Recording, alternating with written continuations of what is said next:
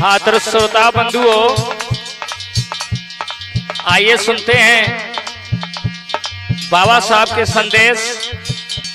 Ambedkar audio video recording cassette centre, Triratna Buddha Vihar, Billaur, Kanpur Nagar की तरफ से, जिसे सुंदर आवाज में रिकॉर्ड किया है बौद्धाचार बुद्ध भीम कथावाचक मिलन बौद्ध ने, और हमारे साथ में हमारा सहयोग कर रहे हैं हमारे सभी भाई बुद्ध भीम कथावाचक बौद्धाचार डीएल बौद्ध जी, यस के भारती सीतापुर, और हमारे प्रदीप बौद्ध जी साथ में हमारे ढोलक पे संगत कर रहे हैं परम सत्य राजेश तूफानी जी, और इस गीत की संकलन करता है महाबोधि उपासका परम सिद्धया सुनीता बौद्ध जी।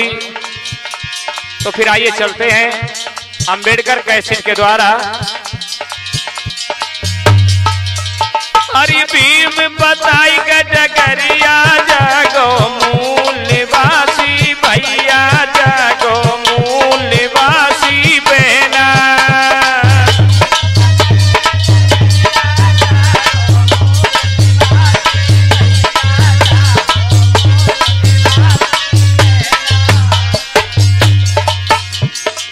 बाबा साहब ने इस देश के दबी कुचली समाज के लोगों को ही नहीं, समूचे देशवासियों को एक संदेश दिया है, और ये कहा है,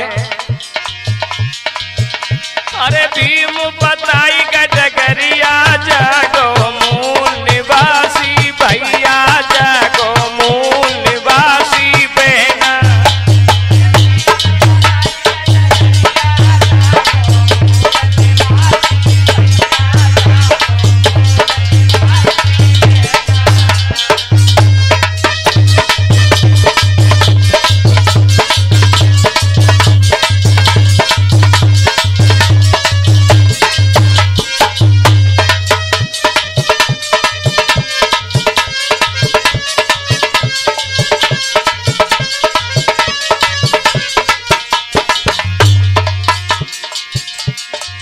बाबा साहब कहते हैं, ए भीम बताई गए बेटा पढ़ाई ले हो,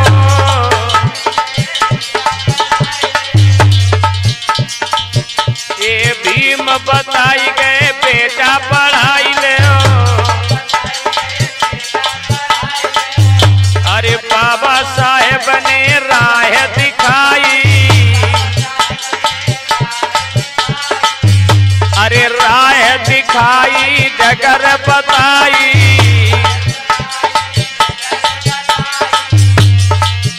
ए भीम बताए गए बिटियां पढ़ाई ले हो।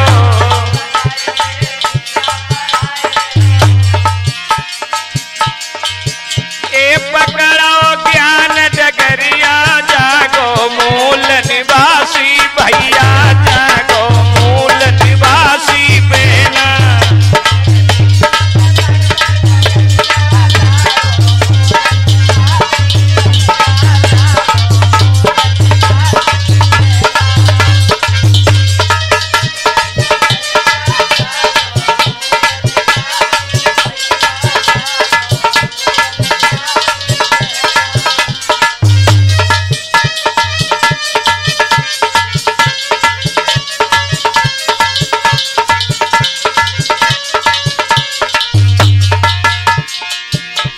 और बाबा साहब ने समझाया, ये हमारी बहनें समझें, ये हमारे भैया लोग समझें कि जिस घर में बेटी बेटा शिक्षित होते हैं वो परिवार उन्नत पर जाता है। बाबा साहब का दूसरा मूल सूत्र क्या है?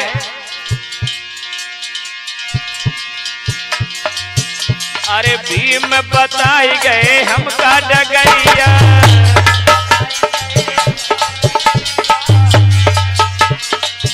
ये भीम बताई गए संगठन करी ले हो।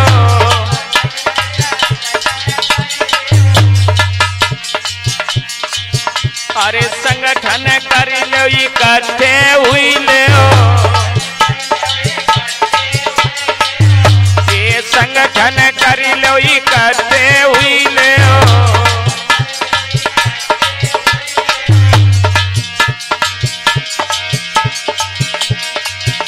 अरे हुई जाए सुखी नगरिया जागो मूल निवासी भैया जागो मूल निवासी भैया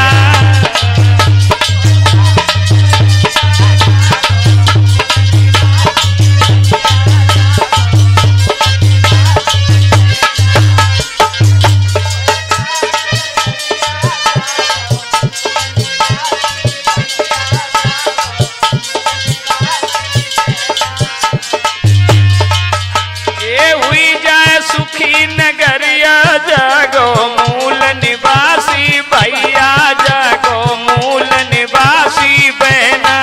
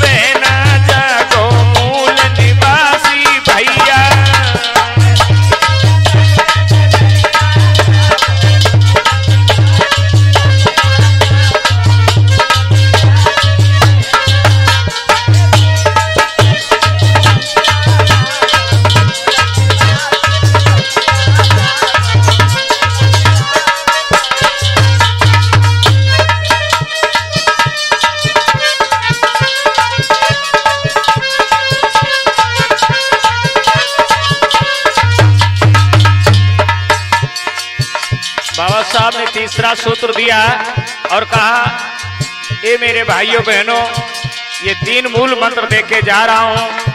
तीसरा सूत्र कौन सा है? अरे बाबा साहेब संघर्ष सिखाई गए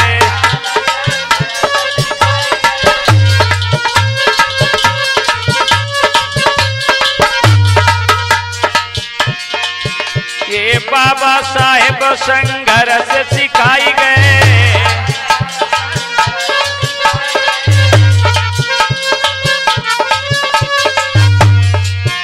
संघर्ष सिखाई गए उंगली उठाई गए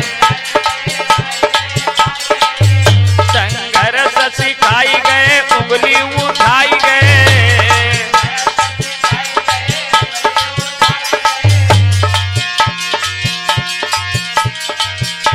अरे करी ले दिल्ली पे कब्जा जागो मूल निवासी भैया जागो मूल निवासी बहना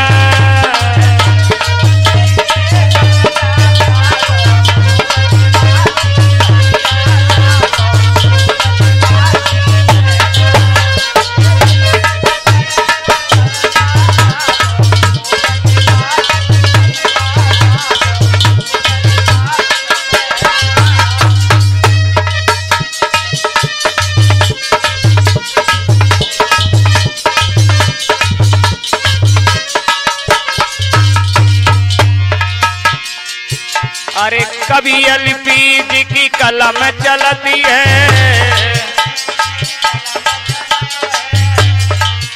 ये कभी एलपीज की कलम चलती है तभी मिली है खुशियां भैया तभी मिली है खुशियां भैया जागो भैया जागो जागो मेरी बहना